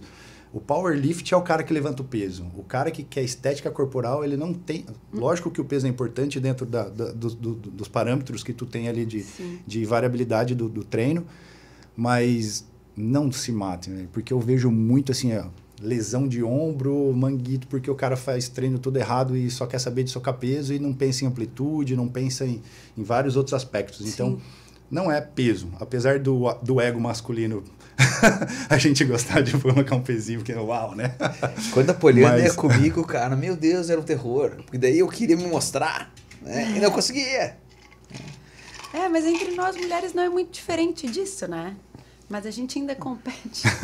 Eu me divirto, né? Academia eu me divirto, porque eu vou muito mulamba. Deixa eu ver se tem alguma pergunta aqui pra alguém. Vamos ver. Lá em cima tinha. É que eu fechei, né, cara? Deixa eu fazer um adendo aí. Vai. Passa pro pessoal que tá na live o nosso endereço do Instagram. Isso. E aí manda lá, né? Eu vou colocar aqui. Coloca lá. Acho que nós precisamos de seguidores. O próximo programa vai acontecer se vocês abraçarem a ideia. Não vai ser por aqui. Ô Gui, coloca ali, escreve ali. Você tá na live? Não, eu fechei ela. Eu tô. Escreve ali, Gi, porque eu não vou saber de cabeça. Eu acho que é @poddocs, não é? Oficial? Eu não lembro se tem underline ou se tem ponto. Pode, ponto. Aqui. Deixa eu ver. Ninguém perguntou nada, velho. Que papo bom, hein? Teve uma menina só que perguntou ali. Na verdade, eu tinha... É que assim, eu abri uma caixinha de perguntas ali. E tinha várias. Só que se eu fechar, sai da lá. Pois é. Mas eu tenho uma pra ti, Gi. Eu tenho uma. Vamos lá. Vamos ver se você... Não faz pergunta difícil. Não, mas eu posso perguntar alguma coisa técnica? Pode. Porque assim, sempre que eu abro a caixinha, me perguntam do tal do chip da beleza. E eu sempre me posiciono da seguinte forma. Eu não deixaria minha mãe colocar, por exemplo. Por quê? Por quê? Por vários motivos. Primeiro que a gente não tem um controle de Anvisa em cima do chip. Segundo que não tem estudo sério em cima. E não tem o controle de liberação hormonal. Não tem vários aspectos que eu acho que não colocaria. Aí eu queria a tua opinião como ginecologista, porque assim, hoje, cada vez mais eu recebo no consultório. Hoje mesmo eu recebi 3 pacientes que colocaram chip. Se tu olhar qual a indicação, não tem. 0 indicação, mas colocaram porque chip da beleza, entre aspas.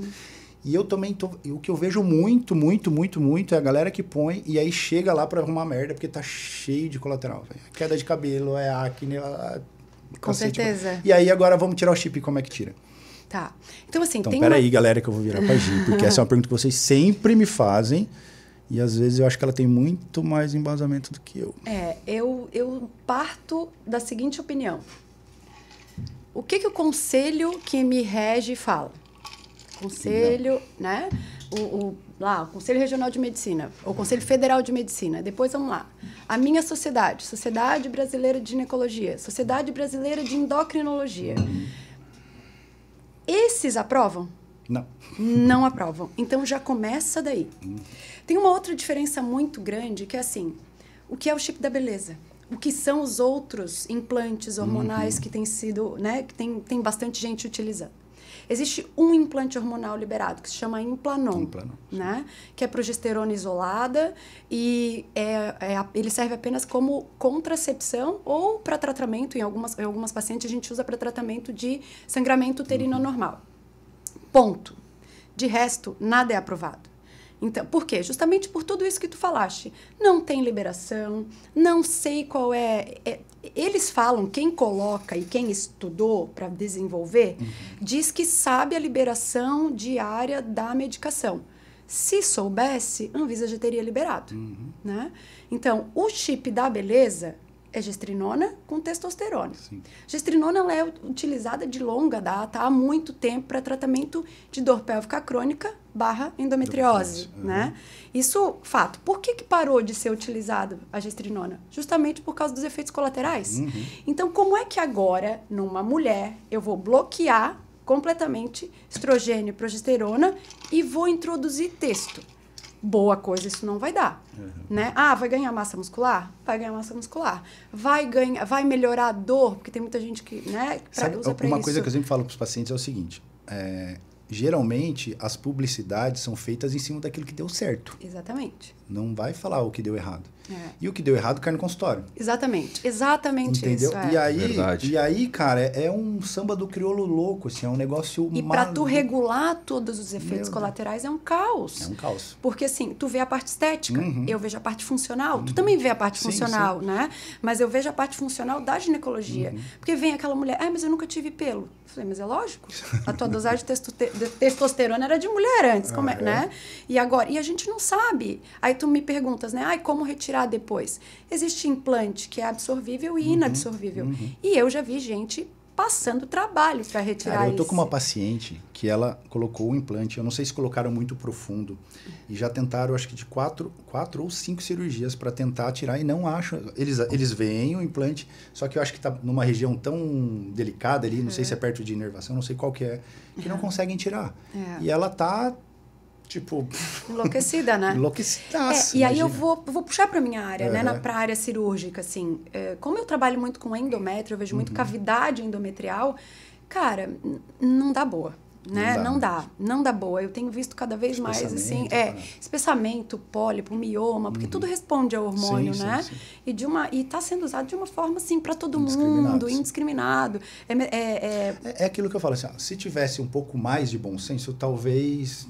Pode ser, mas não, cara. Mas eu tô tem vendo. Que ser, tem muito cuidado, né? Não é para todo mundo. Esses dias uma paciente falou que ela colocou no chip de testosterona Tadalafil. Ô, louco. Aí eu até perguntei, Tadalafil? Jura? Ela, Aí eu falei, não é possível. Gente. Aí ela me mostrou o... tinha... Quantos vem, né? Vem vários, assim. Aí eu falei, meu Deus, cara. Então, tipo, caraca. Eu bato, assim, mas isso serve para mim, né? Não vou criticar os colegas. Exatamente. É o que eu falo assim, ó, qual é a minha opinião? Conduta. A minha conduta é, tipo, eu acho que eu não faria na minha mãe. Eu sempre falo assim, quer saber se tu faz? Pergunta assim, ó, tu faria na tua esposa, na tua mãe? Não. Então, coisa boa. Pois é. Perfeito. Né? Eu concordo com isso. É um termômetro excepcional esse aí. Na tua mãe, você faria? Faria. Não, então... E é difícil, né? Porque... Como o leigo... E eu sempre respondo assim, eu não faria na minha mãe. Essa é a minha opinião. Não vou falar mais nada. Agora você discute com o médico que tu colocou. Eu pego um pouquinho mais pesado, assim. Às vezes chegam os efeitos colaterais pra gente tentar resolver e eu falo assim, por quê que tu colocou? Pra quê? Primeiro, pra quê? Qual foi a tua intenção? Porque eu queria ficar sem menstruar, eu falei, gente... Qual é o fisiológico? Eu sempre penso no fisiológico, né? A gente fala pra caralho, quase 9 horas da noite. A cara dele. Eu sou noveleiro, o Pantanal vai estrear, vou assistir na Globoplay depois.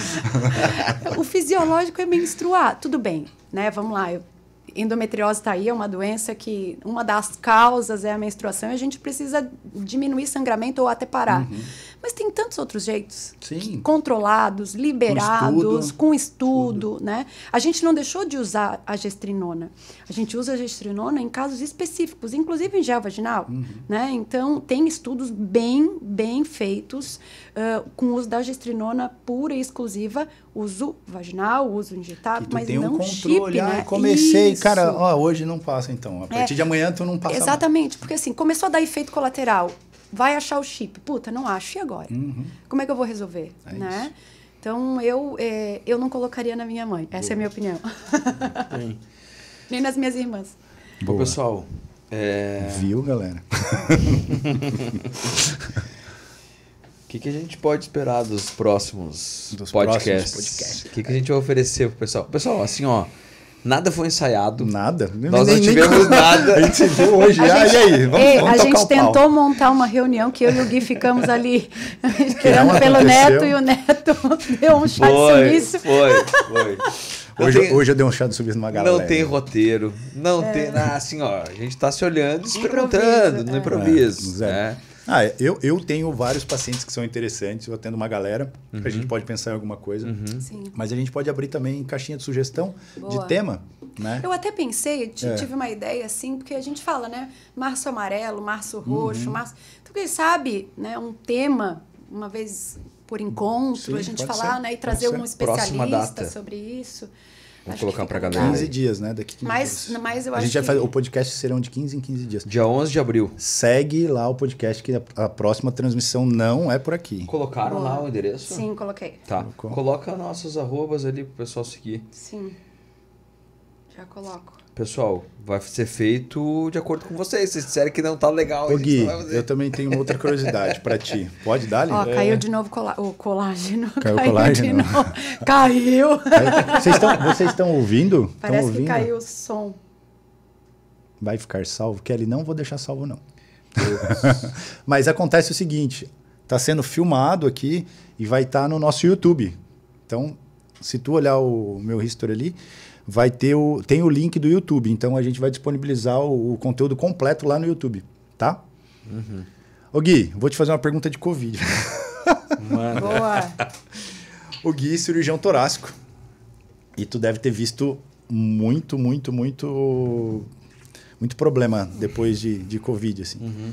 Qual que é a tua impressão, meu irmão, de pós-Covid? Tu tem pego alguma coisa? Porque assim, eu, por exemplo, na clínica, eu tô vendo pacientes com síndrome de pós-Covid. O pessoal fala de síndrome pós-Covid, mas com reflexos de pós-Covid, assim, ó, memória, indisposição, sangramento. Bateu aí, velho. Perda de capacidade cardiorrespiratória. Tipo, eu tenho paciente que era triatleta, hoje ele não consegue fazer uma prova nem a pau. Sim. Então, é todo um trabalho de condicionamento e tal. Isso implicou em alguma coisa cirúrgica ou, sei lá, em alguma coisa na tua... Cirurgia e Covid foi muito pouco. Assim, quando a pandemia começou, eu lembro muito bem dessa época, porque era tudo novo. Né? O desconhecido, ele é difícil pra gente, né? Angustia, né?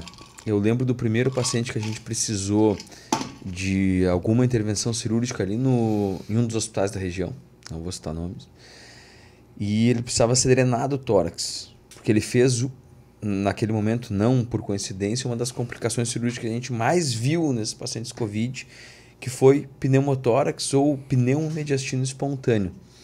Explica pra galera. Que assim, ó, é quando o ar, basicamente, ele sai de dentro do pulmão e ele vai para outro espaço, né?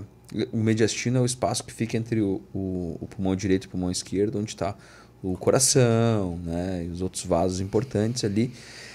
E isso foi algo que aconteceu muito durante o Covid, né? Então, a gente, naquele momento, vamos tratar de que forma? Porque nas outras situações fora do Covid, aquilo era benigno, né? Então, não se tinha evidência. A gente procurava, e na China o pessoal estava operando, drenando o tórax bilateral, mas sem evidência nenhuma, porque era outro espaço, né? Alguns pacientes desses evoluíam com pneumotórax por conta de ventilação pesada, né? Esses pacientes precisam de assistência, respirar por aparelhos, né? Que é o popularmente conhecido. Então, quando você tem uma ventilação muito forte, seja por pressão, seja por volume, pode acontecer de você ter ruptura alveolar e esse ar sai de dentro do pulmão, a gente precisava drenar o tórax. O primeiro paciente que a gente interviu foi uma drenagem de tórax. Né? E naquele paciente, 2 da equipe se contaminaram. Caralho. E aí depois vieram as traqueostomias. Aí a gente cansou de fazer traqueostomia. A gente fez muito. No começo, assim, ó, era coisa de filme mesmo. A gente entrava. Parecia uma guerra. Uhum. Eu tenho um amigo que eu conversei, ele falou, cara, eu literalmente vivenciei uma guerra. Foi. Eu imagino. Foi. Ele falou, as coisas que eu vi em filme, aquela loucura de centros, ele falou, cara, eu vivenciei exatamente isso. Eu lembro de São Paulo. Eu lembro Parou tudo, né? No nosso meio mesmo, Parou. assim, parou demais. A gente ficou apavorado, a gente não sabia. Ai, será que, né? Num primeiro momento parou tudo. E depois voltar, naquele primeiro momento que também ninguém sabia nada. Ai, meu Deus. Era face shield, era N95. Eu fui fazer Vocês se contaminaram? Uma trax. Não, eu sim. não. Eu me contaminei só 3 vezes. Mas eu não tinha muita escapatória, assim, né? Porque Ainda mais da tua profissão. qual que era a maior exposição que alguém poderia ter? Eu não pego nem oral. Era direto a traqueia. A gente abria a traqueia com medo, com receio. Né? Mas a gente não sabia, a gente estava ali pelo bem do paciente. Ou a gente fazia ou não tinha como abandonar o paciente naquele momento. Então, era assim, óbvio que a gente parava a ventilação, naquele momento não ventilava e tal, mas mesmo assim a chance de contaminação era grande. Quando eu ligava pro infecto e dizia assim, tô espirrando, tô com tosse seca. Ele disse, tu teve contato? Eu disse, não, fiz um atraque ontem. Ele disse, pode parar, fica em casa, acabou. Né? Não tem? Sai daí. E isso foi o que a gente mais viu de complicação. Mas mesmo assim, pneumotórax, pneumodiastino, os pacientes que a gente traqueostomizou foi por longo período de intubação. E O que é traqueo? Conta pro pessoal.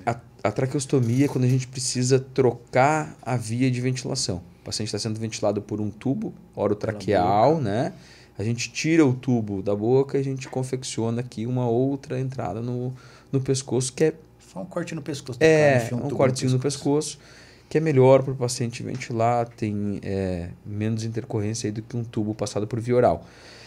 Esses pacientes pós-Covid, a gente está vendo agora. Né? Tu falou a primeira coisa ali, que é o que eu mais vejo empiricamente, né? Paciente com problema de memória. Impressionante. Impressionante. Alguns pacientes que tinham dificuldade de recuperar a aptidão respiratória, né? Logo após a infecção, e que agora a gente começa a ver eles voltando para aquilo que eles tinham de atividade básica, de rotina. E aí a atividade física entra aí como papel fundamental certeza, na reabilitação desses pacientes. Reabilitação pulmonar, assim, fundamental. Eu encaminhei muito paciente. Não, a galera, os meus pacientes pegavam, o que eu faço? Volto a fazer urgente atividade física, velho. Vai correr, vai pedalar, vai... Nesse momento aí, o trabalho multidisciplinar foi fundamental, né? Como o pessoal da fisioterapia nos ajudou. Eu lembro que meu pai, ele teve Covid e 40% pulmão comprometido, e ele ficou apavorado porque será que eu preciso internar? Não. E, cara, o pessoal da fisioterapia ia em casa, atendeu, ele recuperou muito e muito mais rápido do que se não tivesse feito nada. Como não só nesse momento, mas o trabalho multidisciplinar. E a medicina, ela tá abrindo um pouco a cabeça para Ainda bem, ideia, né? Eu, por exemplo, na minha área, eu não consigo trabalhar sozinho. Na minha área, muito menos. Tanto que tem uma equipe, tem nutricionista, psicólogo, educador físico. Ninguém consegue fazer nada sozinho. Não dá. Se você tem essa ideia de que você faz algo sozinho... Já tá errado. Ou tu é ignorante, ou tu é muito egoísta, né? Galera, e aí? A gente vai se estender até 10 horas ou... Muito bom, muito bom. E aí, eu acho que deu, né? O papo vai, né? Vai embora. O papo vai. Vamos fazer a chamada para a próxima. Vamos sim. Quem que a gente vai chamar? Eu abri, tu fecha. Tu terminas. Pessoal, então nós vamos fazer o seguinte. Sigam a nossa arroba ali do podcast. Tô colocando de novo aqui. Vamos, se vocês puderem, por gentileza, enviem sugestões de convidados, sugestões de temas, tá? A gente está fazendo tudo no improviso, tá? O papo, é o mais legal. O papo é bom, né? Se pudesse, a gente ficava aqui conversando até às 11. Pega 3 que não gostam de falar. Mas se vocês puderem nos ajudar, sugiram temas, tá? Sugiram convidados. Nós temos 2 semanas aí para pensar nisso, tá? Acho que a próxima segunda-feira, sem ser essa, a outra é 11 de abril, eu acho. 11, é. Isso, dia 11 nós vamos estar aqui. E a ideia é a gente trazer um convidado de peso, para que a gente possa entrevistar e responder as perguntas de vocês. Assim, não só de medicina, né? Sim, qualquer tipo de pergunta. Qualquer coisa. A opinião sobre o Will Smith e o... a gente vai responder. Vai emitir a nossa opinião. Mas, de verdade, obrigado pela audiência de vocês. A gente teve aí, em algum momento, 85, quase 90 pessoas que compraram... 102? E assim, ó, avisamos hoje à tarde. Devia ter feito isso na correria. Nem divulgou, nada. Todo mundo tá na correria, né? Não tem jeito. Aí eu lembrei, falei, cara, eu tenho que avisar a galera que vai ter. Espetacular vocês, pessoal. Espetacular. A gente achou que a gente ia falar para 3, 4 pessoas. Eu liguei pra mãe, eu disse, mãe, assiste lá, faz uma pergunta. Cara, olha, é muito legal, né? O pessoal de fora, né? Eu acabei de ver aqui com uma galera de fora também. Muito compartilhando legal. Conosco, muito legal. Muito legal. Vai, isso. Manda um beijo pra galera. Isso. Então, obrigada, pessoal. Estamos aqui. A nossa ideia é compartilhar conteúdo, independente de qual seja, colocar nossa opinião e estar junto de vocês um pouquinho mais de tempo. Obrigada pela audiência aí. Valeu. Deixa eu dar um oi pro pessoal aqui. Cadê eu? Aí. Galera, obrigado mais uma vez. Vocês são do caralho. Gosto muito da audiência de vocês. Então é isso, pessoal. O Gui já falou. A próxima vez, então, vamos pensar em alguém bem interessante que sirva aí de parâmetro para a gente falar bastante coisa. Espero que vocês tenham gostado do fundo do coração. E não deixa de seguir a página, porque a próxima vez não vai ser por aqui, tá? Vai ser direto do canal do YouTube, né, do podcast. E segue lá no Instagram para tu saber mais, porque a gente não vai só postar os vídeos, a gente vai postar também alguns conteúdos de cada área ou do que a gente... Nós vamos movimentar esse Instagram também. @Docs Podcast Oficial. Docs Podcast Oficial, é isso aí. Bianca, obrigado por ajudar a gente aí nessa confecção do logo. Ah, foi da Bianca! A Bia, na correria. Bia, precisa de uma logo agora. Ela trabalha comigo há uns 7 anos, ela tá acostumada. Às vezes eu mando mensagem para ela de madrugada, assim, ela fala, meu Deus, eu sou meio louco. Obrigada, Bianca. Galera, obrigado, espero que tenham gostado, tá bom? Beijo no coração, ótima noite para vocês. Ótima semana para vocês. Ótima semana, tamo junto. Deus, Fiquem com Deus, um abraço, até mais, beijo no coração, tchau, tchau.